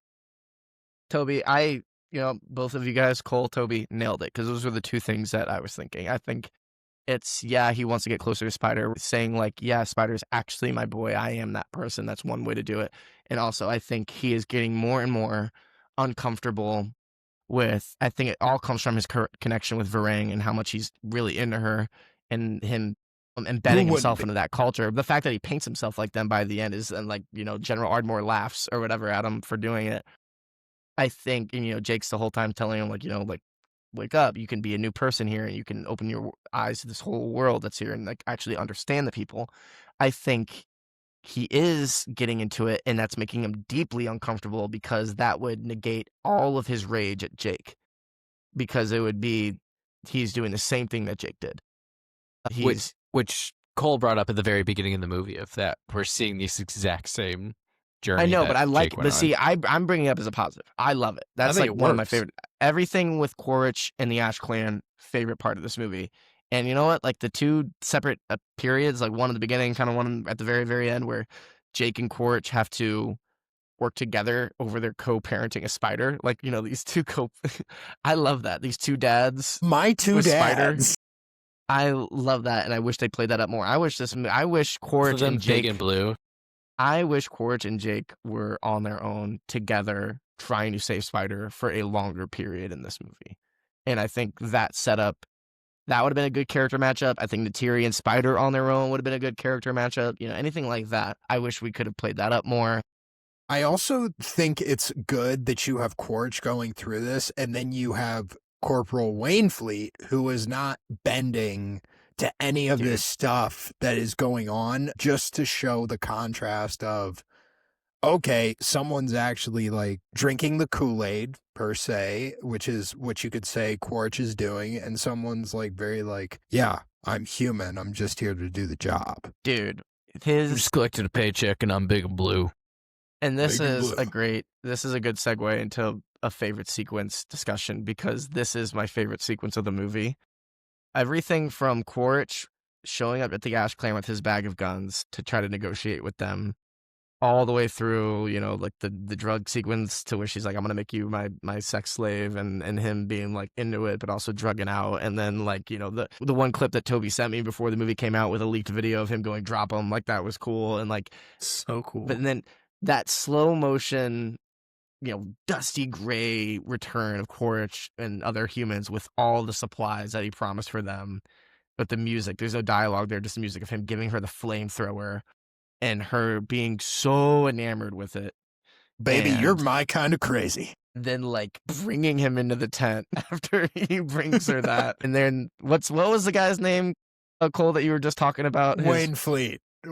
You get a 1 second shot of him watching Quaritch being led in the tent, and then be like, oh shit. Like, it's just like, oh, he's getting, he's gone native. He's going full native here, and it's like this can't be good for me type of scenario. But like, yeah, that moment where he's the sniper though, and like it's meant to be like a big show, yeah. And then when they're walking in, and she looks exactly where he is, dead at him. Dude, and smiles, scary. Well, she has one of like best sequences where like we have not really heard her talk up to this point. She's kidnapped the kids, but he like has her under the knife and she's laughing and crying at the same time. When she's like, she's moving the weird paley thing to connect with him. She's like, a lot of focus on that in this movie. The head tails. I never thought about connecting them to each other. I always thought that's what like their version. I think that was in the deleted scene in the first one, is Jake and Neytiri do that in their sex scene. There's there's a line in the like the screen test Zoe and Sam did where she's like, kissing's good, but here we have something better. Yeah, no, I think I know what you're talking about, I'm but like curious. using it as a weapon to like torture someone is very interesting. Her willpower Very, was very just so strong. I know, but it Mommy. was also interesting that Could it bring hers you was to so. your knees? But thinking about her like Yes. being able to do that to everyone, and then Kiri like doing that to her. I don't know. I guess it's just more confusing when I you think about think it that way. Yeah. when Kiri does it to her, it's like It's not way, loving. it's way scarier because Kiri's like controlling hers. Like it's like Yeah, it's like a little Like snake. Death Stranding, yeah. so unique that Yeah. Kiri's doing that when nobody else can do that. Yeah, because she has to throw it. Yeah. I got a good joke. I'm gonna say it off air. I'm gonna say it off air later. Okay. Go say it now, boy. I would yeah, like to favorite go through sequences. some. I What's your have a few. Okay. I Rattle thought 'em this off. one, and rattle them off. I was thinking one that I was like, Zach's gonna love this scene when the Ash Queen is like twirling the spiral knives at someone. I was like, Dude, I have that written down on my notes as how much I Yup, love that. Her same. little daggers. That was great. my gosh, that one was awesome. I wrote that down, and I was just like, I hope everyone else also has that written down. That was my big one. I also wrote nothing louder than a knife cutting through air because there are so many scenes where you just go, you just hear it. And it's like sometimes I'll hear them cut like a fruit or something, and it's like completely, or you'll see them cutting a fruit and you can't hear it at all. But if they cut through the air, it's the loudest thing in the world. I also liked the whale noises in this one. They sounded like the Arrival aliens. Those are my favorite sequences in this movie. The kind of like rattling they do like in the water. It's Almost like a echoey. No, like I was negative on them earlier, and it's just because we just did it already, and I feel like they were substituting for like what Corey was just saying, like, you know, Fire Woman with spinning daggers. I wanted more of her, less of whales. I do still think overall the Tokun are cool still. In a They are vacuum, cool. they're still cool. It's just the fact that they replaced all the new stuff that we did in the first 2/3 to like revert back to them here. I was like, oh, come on. You know, they were very cool. I don't see them doing hot fire dagger cult spinny dances, you know, like that's Yeah. big demerit against them. Toby, what's your favorite sequence in the movie? I'm just gonna rapid fire off a couple. The drop him, loved that. The spinning knives, the girl in the Ash clan that like starts tweaking when she in front of the fire when seeing Varong's hand. Quaritch getting drugged, Natiri going crazy in the city, and Varong just walking into the city with Quaritch. That's Varong there. Yeah, there's a theme. There's a reason for that. Yeah. To go Purposeful. I mean, the opening sequence is great. Them diving to get all the stuff. Jake on the beach. I mean, him walking into the city is pretty dope, but I love him with the army at his back. No, something about Sam Worthington's voice where he's like screaming through a crowd is just really great. Anything Natiri throughout this entire movie was phenomenal. And anything Varong, especially the sequence Zach was talking about where Cameron admits he cut the entire stretch of dialogue just to have that like no dialogue, all music, as you see like Quaritch be like, baby, you're my kind of crazy. And God, that was awesome. That their relationship, again, I mean, I'm beating a dead horse here, but like if you focused on that and the position that puts him in later of how infatuated he is with her, and like he has to choose between, you know, the human loyalty and her, you know, and honestly, it might be too obvious for him to choose her, but think of the setup it would be if he does get that close to her and then he ultimately, you know, even at his own heartbreak, betrays her to stay loyal to the humans. And like the rage that would incite in her, like just and where that could go, like oh man, it just feels like a bit of a missed opportunity. And you know what? We didn't really say this, but or you know what, Cole, you did kind of infer when you're like, this one feels like a safe James Cameron movie, which is not typical for him. Quaritch's end in this movie, where he just falls back or whatever, and it's like they play it ambiguous. It's like, okay, no, he's alive. He's alive. Show him doing something else afterwards, so you're not trying to like where we don't think you're trying to trick us, because it's the most obvious he's alive thing. It's like the end of I don't know, Halloween I thought he died. 2018. Do you really think he's dead? Yeah, I kind of think he's dead. I would love bet it. everything. swooping in. I think it was supposed to be a peaceful death to show him like he turned, but he's too deep and he can't really make the decision to go back. And so this was him like, I'm giving myself to Awa, and that's why he was falling down on that area. No, that's Awa has never entered his mind at any point. Yeah. Well, not specifically bro. that. I think it was more symbolism. No, Varong's gonna swoop in, catch his I'd bet ass. it all, dude. I'd bet it. I think he just lands in the water, and that was okay. That was always allowed. I think that's what. I think that's what it is. I think he just lands in the water. Do you think he just becomes like a fisherman from this point forward? He's like, I can't fight either side. I just have to live out my life. We're gonna get a reveal at the end of Avatar 4. Like he's just working with like a holy group, like the Hound in Game of Thrones or something. Like, yeah, he's just no, but it is entirely possible he just went in the water because that vortex only it's affected above like the water. metal. Yeah, and it didn't affect bodies, just all the metal shit. So that part did look cool. I will say that it looked that part gangster. that was the coolest part of the climax was the mano-a-mano fight in those floating little land. I masses love in it. Yeah, and Jake's fighting like wounded, which I love that scene where Loak's about to pull the thing out and he goes, no, I gotta pack the wound, pushes the arrow in halfway just to break it off in his leg. And I love That's to focus on each other, badass. and then the second that Spider falls off, it's both of them absolute concern on Spider. You know what it reminded me of? I love it when heroes and villains have to like come together for a common cause. Oh yeah, come together. That too. That would if they kissed, I would we'd have a different discussion. But I'd Okay, probably okay, be okay. pretty high on this. I'd say that's fresh. You would. Can you imagine an interior? Never mind. Natiri walks into that. I can. But you know what it reminded me of? I love that scene in The Boys, where obviously the biggest two enemies in the show, Billy and Homelander. Season 3. You talking season 3? Where they have to temporarily put aside their differences over their mutual, pretty much the same scenario. They're co-parenting Ryan. of Ryan. That is like the best part of the season 3 finale to me. That He's my boy's missed opportunity kid. to do more of that. Do we On have two? Well, one general question, Corey, right there at the end.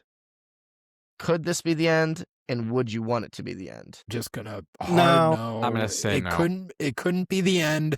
There's too much. We're talking about too much that we didn't even talk about at the end of Way of Water. There is too much. You could have ended Way of Water, and we could have done this whole. This is gonna go on forever. Batman and the Joker. We're destined to do this forever. Humans coming. Navi beaten up. No, Whatever. I don't agree with that. But there are there are way more loose threads here than there were in the previous film, and I just don't think you can end a movie or a series at this point in a satisfying way. I need more Varong. Well,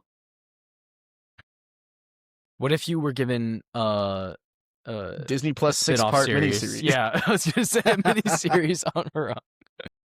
I'd hate it Would and you I'd take watch that? it. I'd hate that that's what's happening and I'd watch it. And from Well, you guys keep executive talking producer about James her. Cameron. And Stop she's the talking new about her. girl in Wasn't school. this movie supposed to be a bunch of smaller like episodic Yeah, I heard pieces it. instead? Yeah, because it initially? was so fucking long. Yeah.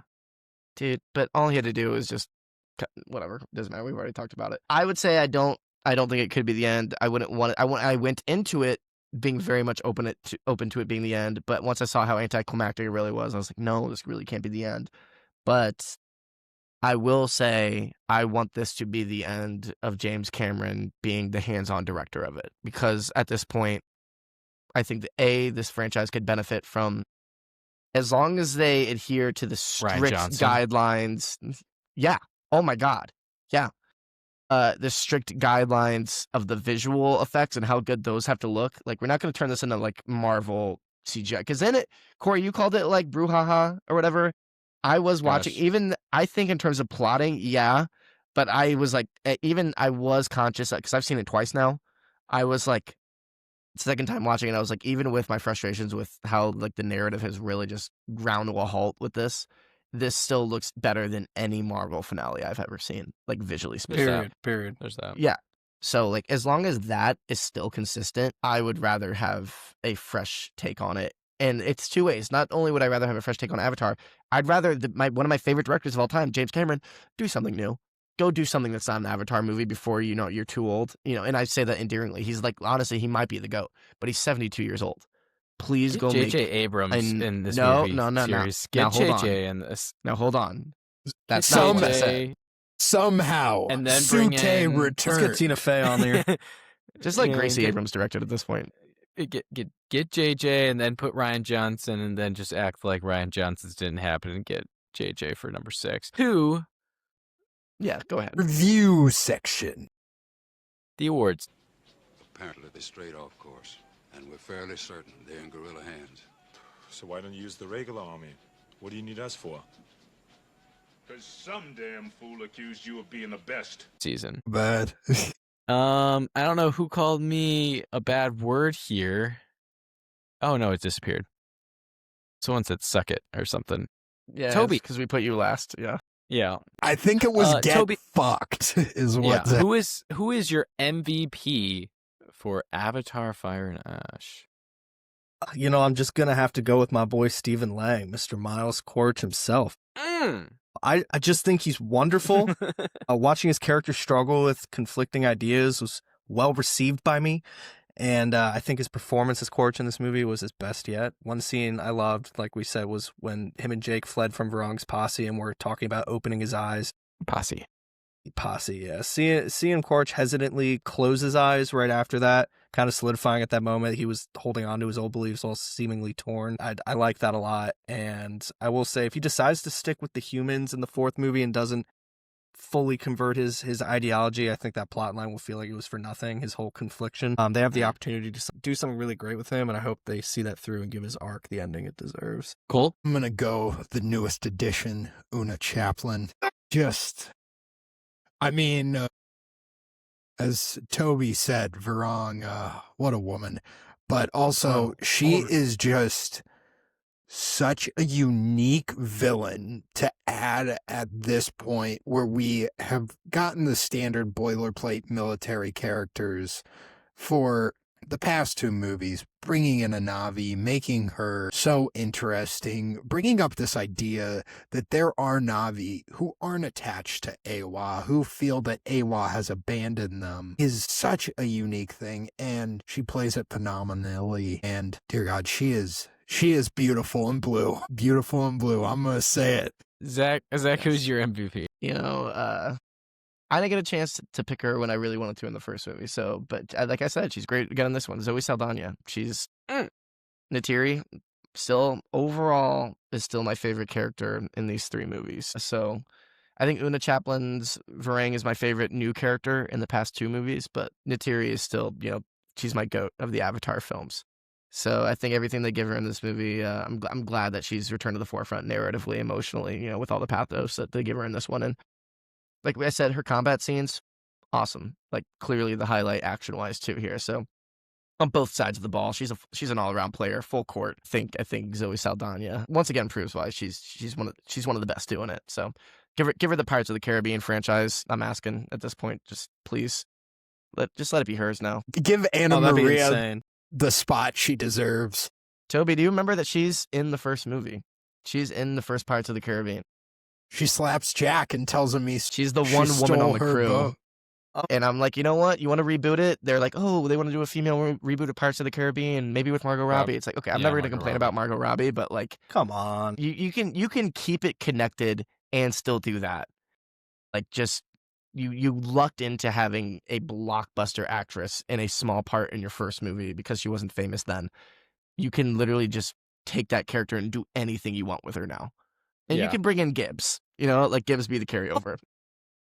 Oh, you like that, Corey? Get me in the boardrooms. I got it, Disney. I got it. The for you. GCU, the Gibbs Cinematic Universe. Jack Champion. Okay, cool. My MVP is Sam Worthington. I thought in this one he definitely stepped up. I thought this in The Way of Water as well, but I could really feel him. Like in the first one, we talked about how he was like not necessarily a movie star, but that was because Pandora was supposed to be the movie star. He's starting to feel like a movie star in these movies, and maybe that's not the best thing for the movies, but I think he did really great in this movie. So he is my MVP of Avatar Fire and Ash. On to the review section. Says that they insist on outside opinions. What kind of opinions? Well, your kind, not to put too fine a point on it. I mean, let's face it, in your particular field, you're the top minds. Is he gonna do it? Is Sam Worthington gonna get crossover appeal that he's been hoping for since 2009 between this and his next this and the next Avatar? I think after this one, he should get more looks. People forget his best role is Alex Mason in Black Ops, but that is him. Oh Didn't my make- God. Oh, Toby, I'm so glad I got to witness that for you. Wow, that's crazy. Didn't The make $1 numbers, billion. the numbers, Toby, the numbers. What do they mean? Cole, give your review. it's gonna get hot, real hot. So hot, you will forget these characters used to talk like real people and are all now caricatures of themselves. 3.5 out of 5. I used to believe the dialogue, or 3 out of 5. 3 out of 5, sorry. Don't let Zach push you off. Don't let Zach push you He off. raised it. No. He raised it because I saw that he had already rated it a 3 out of 5. No, on it's a Letterboxd. So I was like, 3 yeah, out of I saw 5. that It's too. a 3 out of 5, sorry. Toby, don't let Zach bully you. I got my own conviction. So if I ignore Spider's bad acting hard enough, which is really hard to do at times, I feel that this movie is quite swell. Seeing Jake and Neytiri's relationships, trials, and tribulations put on display landed well with me. Jake and Quaritch's dynamic continues to intrigue me. I know a lot of people say that this movie feels like a copy and paste of the second, and I mean kind of, but also not really. I think it works. It's showing that the cycle will never end as long as both sides stand with their desires and beliefs. This movie feels like things are happening nonstop, giving them no room to breathe. And for the most part, I like that. And finally, Varong, please step on me. I'd give this a 3.9 out of 5. On Letterboxd, I gave it a 4. Just edging that 4. Just edging that 4. Toby's going to edging We camp. love edging those 4s. Please step on me. Toby's going to edging camp with Varong. Lucky him. Zach, please step on me. But everyone to picture they're in a nice winery. What are we sipping? What are we sipping? Are we I'm sipping about red? to tell you. I'm about to tell you. Hello, welcome and thank you for choosing Avatar Winery again. We have some new wares, and if you want to try a sample, you would. Splendid. Okay. Well, here's a new house red we're calling Ash Clan. It sets the tongue ablaze with a variety of flavors. The notes of Varong have caused it to become a favorite of ours here at Avatar Winery. Oh, you'd like to have a full glass of it? I'm afraid that's simply out of the question, but you can have a mix of the bottles you had the last 2 times you visited and be a good, obedient boy about it. 3.25 out of 5. So currently, I'm the lowest. That's... Yeah, Cole, why do you hate movies? I really like that. I wish you would have gone last. Follow just because I had a wine pour sound effect that I Googled 2 seconds ago. That was good. I like that. That was good. Oh, okay. Here we go. Into the world that has become a little bit predictable, a little bit uninteresting, but just as gorgeous to look at as ever. We are introduced to somewhat interesting characters, but still, again, very visually pleasing. Who are they going to visit next? I don't know, but part of me is hoping they go down to the swamps and we get a bunch of Na'vi with Louisiana accents. Like the 3.5 like the Gungans? out of 5.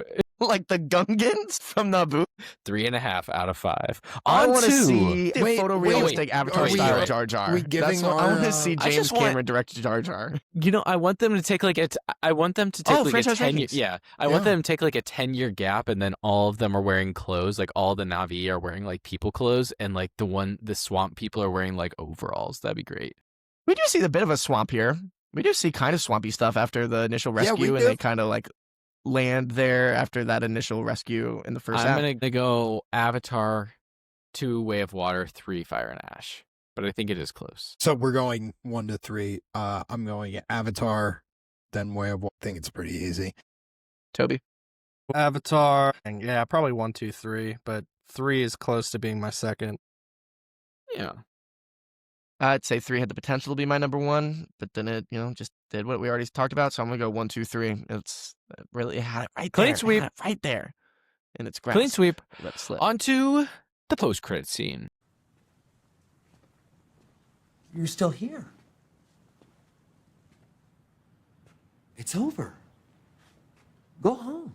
Next up, this was supposed to be our last episode of our previous season 3. Is that right, Zach? This was season 3. This is our last episode reviewing a movie, and so we will have the final episode of season 3, which of course is the Load Taker Awards coming up next. Loadies. Along with a bonus episode about what? A show, a popular show?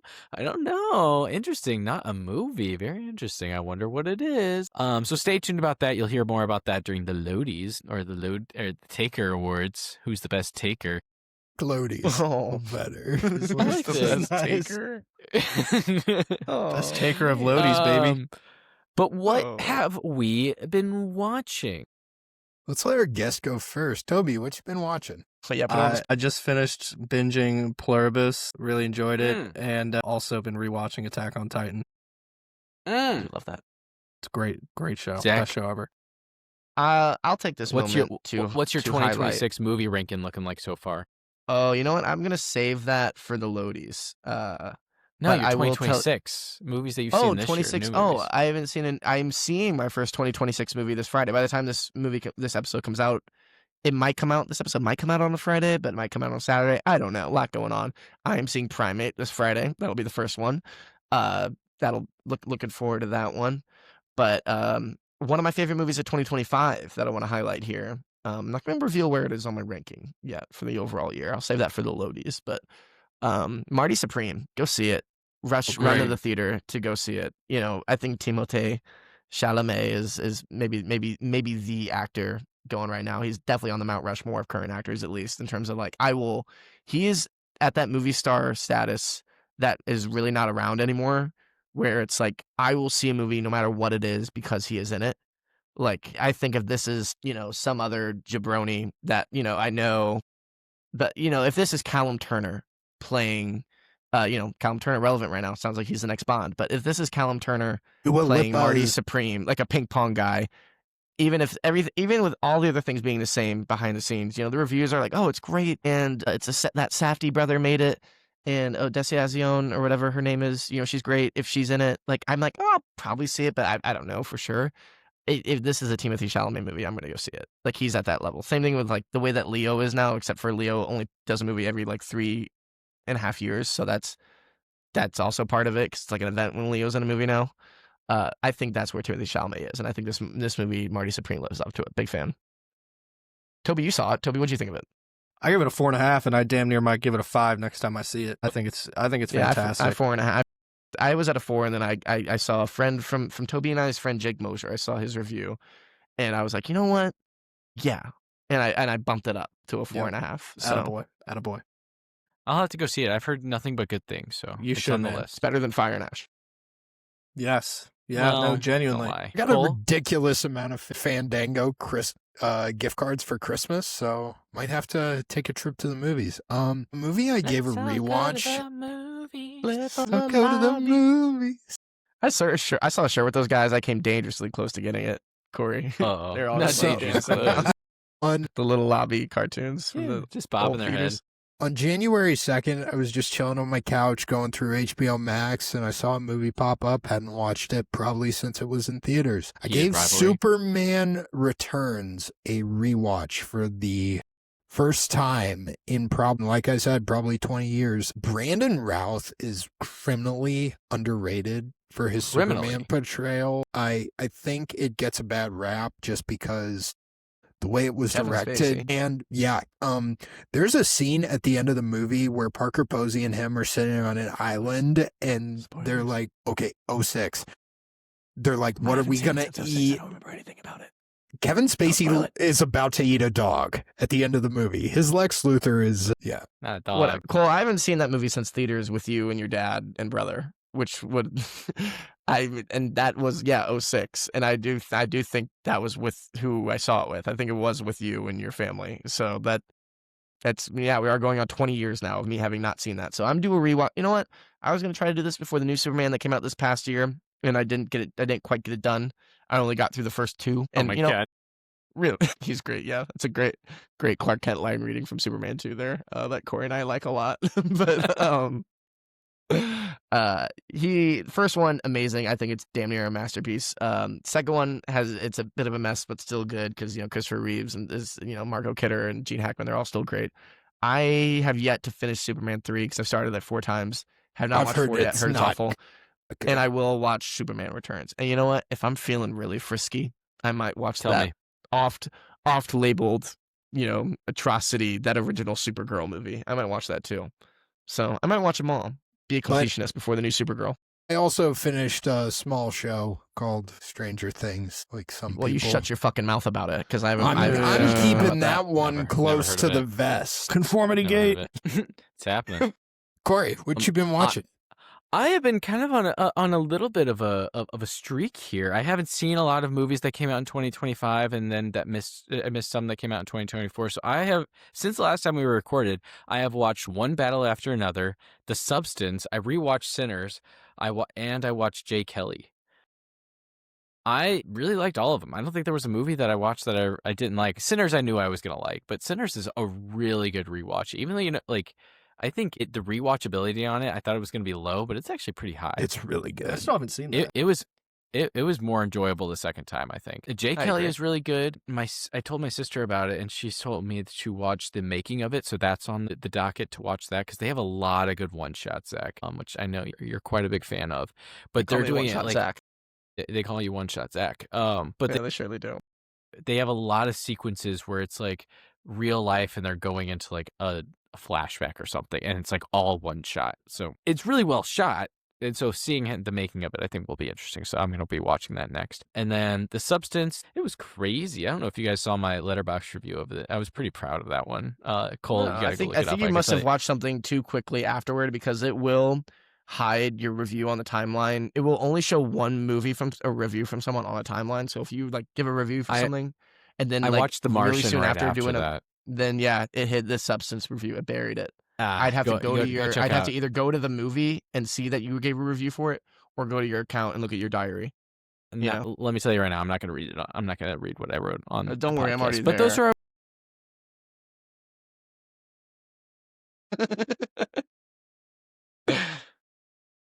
So I liked it. Go follow me on Letterboxd. One of my New Year's resolutions was to keep that completely up to date, because I think a lot of times I fall into like, I'm watching it for the pod, don't want to spoil it, but I don't think anyone cares. So yeah, that's kind of what I've been watching. That's kind of what we've been watching. Want to talk about regretting you, Corey? No, I mean, it was fine. My fiance, she loves rom-coms, and that was a fun rom-com. Dave Franco, the girl from Get Out. I had to look up her name. She was kind of creepy, but she didn't have a creepy part in the movie at all. She had a very sweet part in the movie, and of course, I just couldn't see her not from Get Out. It just, regarding you, wasn't anything like, everyone go watch it. I mean, if you like rom-coms, it's a good rom-com watch. There are some jokes that landed very well with me, I will say. When you said rom-com, I do want to interject, just because we had talked about it with Rob Reiner. I did watch American President, and it is really, really, really good. Oh, nice. Look at that. It was one of the Rob Reiner reviews. I said that. I need to see that one. 5-star review from Zach here. Well, with that, 4-star review from Zach. With that, thank you for listening. Thank you for watching. And thank you for watching movies. Thank you for sticking with us for all of 2025 and season 3. And we really hope you stick with us for 2026, because there's only more and better things to come. Cole, Zach, do you want to thank everyone? And do you want to thank Toby for being here, because we cannot have done this episode without Toby? Oh, great guest. A great guest. Thank you. Love to have him back. Thank you guys. Always a pleasure. And go check out Grayson's Yard and see the work that Toby and I and Cole put into that. But we worked really hard on that. By the time this is out, Toby is going to have that available on Letterboxd for your review. I am going to review it as soon as it's up. Zach, please send him the poster for it and today. make a tagline. We gotta workshop a tagline. The next movie Zach makes, we're doing a director rankings. Hopefully about it's a clear newest one, do Grayson's Yard, The Dead. Hopefully it's a clear. Hopefully we're getting better.